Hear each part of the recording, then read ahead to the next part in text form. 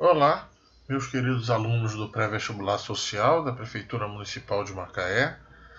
Estamos de volta para mais uma de nossas aulas de História, na nossa preparação para o Enem.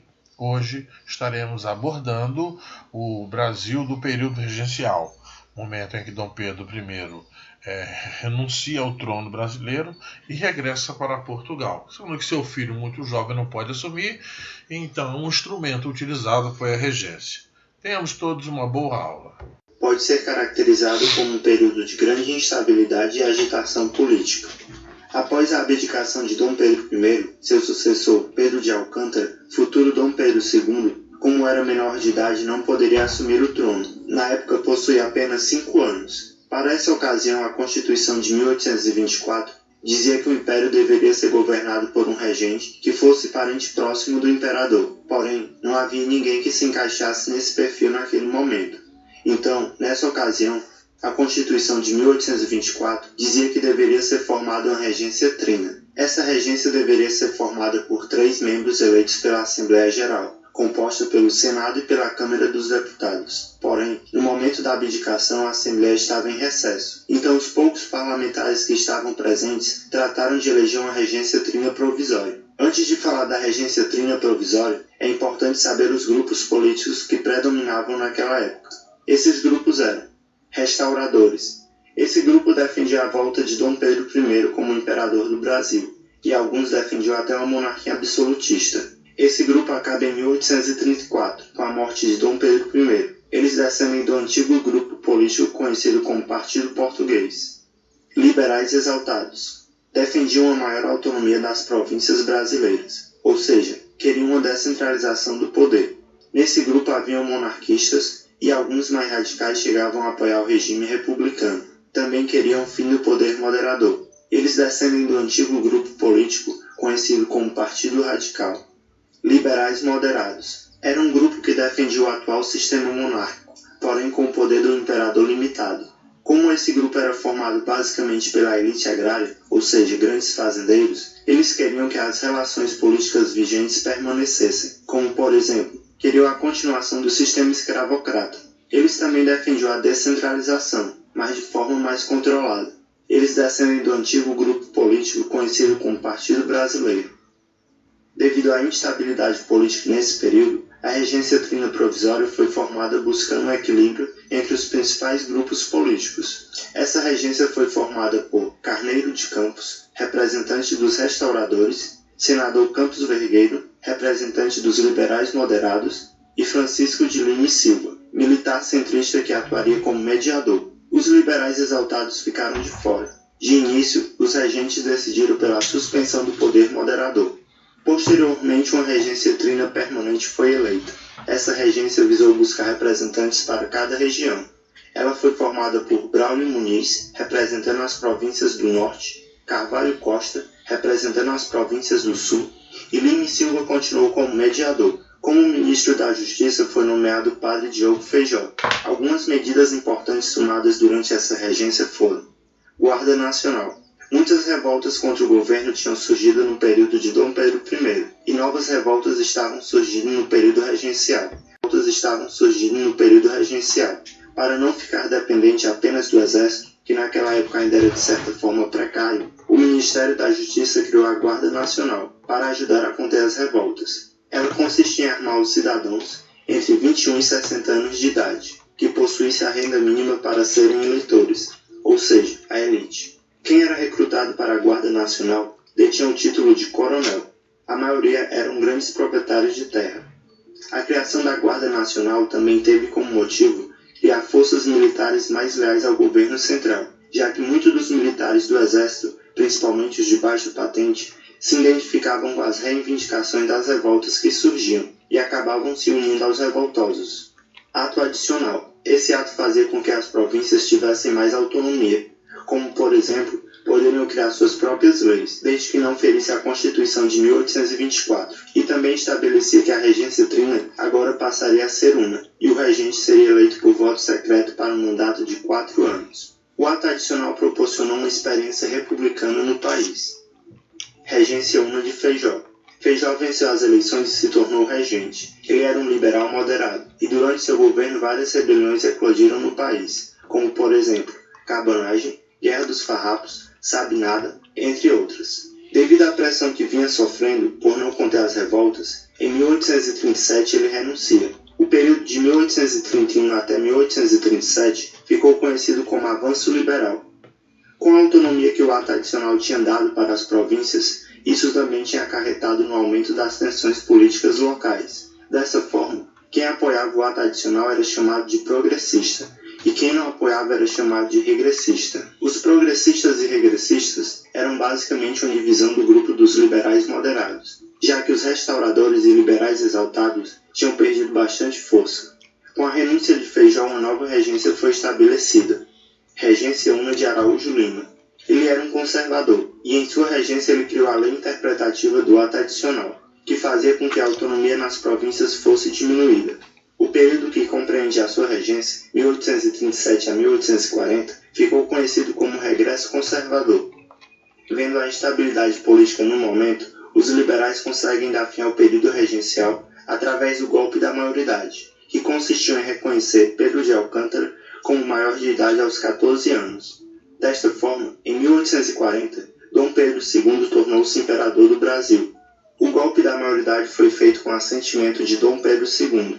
Além disso, grande parte da população clamava pelo retorno da figura do imperador. Cabanagem. A província do Grão-Pará era formada pelos atuais estados do Pará, Amazonas, Amapá, Roraima e Rondônia. Possuía cerca de 90 mil habitantes. Essa província sempre teve um forte domínio português, fazendo com que mesmo depois da independência do Brasil, essa influência portuguesa ainda fosse mantida. A situação na província era de miséria, fome e desemprego. Na política, a província não tinha relevância no cenário nacional. Os governadores indicados não entendiam dos problemas daquela região e não se importavam com os mais pobres. Dessa forma, índios, mestiços e escravos se revoltaram por melhores condições de vida. Eles eram conhecidos como cabanos, por morarem em cabanas à beira de rios. A elite local, fazendeiros e comerciantes, também se juntaram aos cabanos. O objetivo da elite era conseguir uma maior participação nas decisões políticas e administrativas da província. Foi então que, em 1835, os cabanos liderados por Antônio Vinagre assassinaram o atual presidente da província e instituíram Félix Malcher como novo presidente. Malcher era fazendeiro, e quando a população pediu por mudanças mais radicais, ele acabou traindo o movimento, fazendo acordos com o governo regencial. Ele foi assassinado, e em seu lugar entrou Francisco Vinagre. Ele também traiu o movimento, e quem entrou em seu lugar foi Eduardo Angelim. Com a ajuda de tropas europeias, o governo regencial consegue acabar com a revolta em 1840. Balaiá. A província do Maranhão era formada pelos atuais estados do Maranhão, Piauí e uma parte do Ceará. No Maranhão havia uma forte disputa política entre os liberais, conhecidos como cabanos, não tem relação com os cabanos da cabanagem, e os conservadores, conhecidos como bentivis. Até 1837, os liberais estavam no poder, porém, com a ascensão de Araújo Lima como regente, os conservadores começaram a ganhar espaço. Na regência de Araújo Lima, foi instituída a Lei dos Prefeitos, que fazia com que os governadores das províncias pudessem escolher quem seriam os prefeitos dos municípios. Em meados de 1838, o Maranhão também passava por uma crise econômica, pois seu principal produto de exportação, o algodão, vinha sofrendo forte concorrência do algodão dos Estados Unidos. Nessa época, os grandes fazendeiros usavam seu poder econômico para influenciar em decisões políticas. Devido a esses fatos, o vaqueiro Raimundo Gomes, o artesão Manuel Francisco, que fabricava cestos de palha, conhecidos como balaio, e o ex-escravo Cosme Bento, tomaram liderança no movimento em busca de resolver tais problemas. O estopim dessa revolta ocorreu quando Raimundo Gomes libertou seu irmão da prisão juntamente com outros prisioneiros. Seu irmão havia sido preso por divergências políticas. Em 1839, os balaios, como eram chamados revoltosos, tomaram a vila de Caxias e receberam o apoio de 3.000 escravos fugitivos liderados por Cosme Bento. o coronel Luiz Alves Lima e Silva, futuro Duque de Caxias, foi nomeado pelo Império como governador da província do Maranhão, com o objetivo de pacificar a revolta. Após alguns combates, os balaios já estavam enfraquecidos, principalmente pelo fato de que em 1840 o imperador oferece anistia aos balaios que se renderam. Mais de 2.500 balaios se renderam. Em 1841 já não havia mais nenhum foco de revolta, sendo decretado o fim da balaiada. Revolta dos Malês. Em 1835, quase metade da população de Salvador, na Bahia, era formada por escravos e fugitivos. Os negros de ganho eram escravos que possuíam certa liberdade. Eles podiam circular pela cidade. Esses escravos eram alugados por seus senhores para alguém que estivesse precisando de sua mão de obra, e o escravo ficava com uma pequena parte do dinheiro dada ao seu senhor pelo serviço. Aos poucos, juntando dinheiro, esses escravos conseguiam comprar sua alforria e até mesmo comprar escravos. Uma boa parte dos negros de ganho eram de origem islâmica, conhecidos como malês. O termo malê tem origem na palavra imalê, que significa muçulmano no idioma iorubá. Os escravos malês, em geral, sabiam ler e escrever em árabe. Aqui no Brasil, eles não podiam professar sua religião, já que eram obrigados a seguir o catolicismo. Esses escravos então arquitetaram um plano para acabar com o catolicismo, libertar todos os escravos islâmicos, confiscar os bens dos brancos e mulatos e criar uma república islâmica. A revolta estava planejada para acontecer dia 25 de janeiro de 1835. Porém, o plano foi denunciado na noite anterior e as autoridades conseguiram se preparar contra os revoltosos. Participaram cerca de 1.500 escravos malês e foram liderados por Pacífico Licutã, Manuel Calafate, Luiz Sanin, entre outros. Temendo mais revoltas como essa, os senhores de escravos e o governo local passou a proibir a circulação de escravos à noite e impedir de forma mais rígida que escravos praticassem outra religião que não fosse o catolicismo. Guerra dos Farrapos, Revolução Farroupilha. No século XIX, o Rio Grande do Sul era o grande fornecedor de charque, couro e sebo para o restante do país. Porém, algumas províncias reclamavam que esses produtos fornecidos pelo Rio Grande do Sul possuíam preços elevados. Então, o governo central diminuiu a taxa cobrada para produtos similares que vinham da região do Prata, ou seja, que vinham de fora do país, e aumentou os impostos sobre esses produtos no Rio Grande do Sul. Indignados com essas atitudes do governo central, os donos de grandes propriedades rurais usadas para a criação de gado, chamados de estancieiros, se revoltaram e, liderados por Bento Gonçalves, tomaram Porto Alegre e proclamaram a República de Piratini, ou República Rio-Grandense, isso em 1836.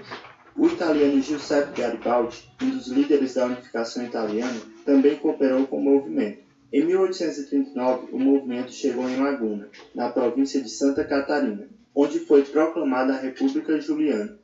Os revoltosos ficaram conhecidos como farrapos devido ao fato de usarem pedaços de pano vermelho para indicarem que faziam parte do movimento. Em 1840, Dom Pedro II ofereceu anistia aos revoltosos que se rendessem, mas poucos se renderam.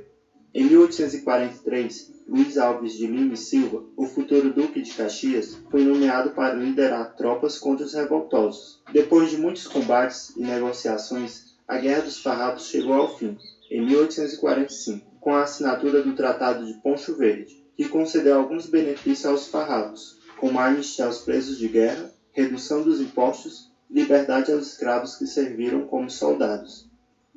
Sabinada. A Sabinada foi uma revolta ocorrida na Bahia no ano de 1837. Foi feita por militares e pela classe média, sendo liderados pelo médico Francisco Sabino. Entre as principais causas da revolta estava a falta de autonomia política e administrativa na província da Bahia, por conta do governo regencial centralizador. O estopim da revolta ocorreu quando o governo regencial estabeleceu o alistamento obrigatório para combater a Guerra dos Farrapos. Em 7 de novembro de 1837, os revoltosos foram para as ruas e tomaram o poder, instituindo a República Baiense. Essa república tinha caráter provisório. Os revoltosos estabeleceram que ela duraria até a maioridade de Dom Pedro II. Com isso, vemos que a insatisfação dos revoltosos era justamente com o governo regencial. O governo central reprimiu fortemente a revolta, chegando ao fim em 1838, deixando cerca de mais de 1.000 pessoas mortas.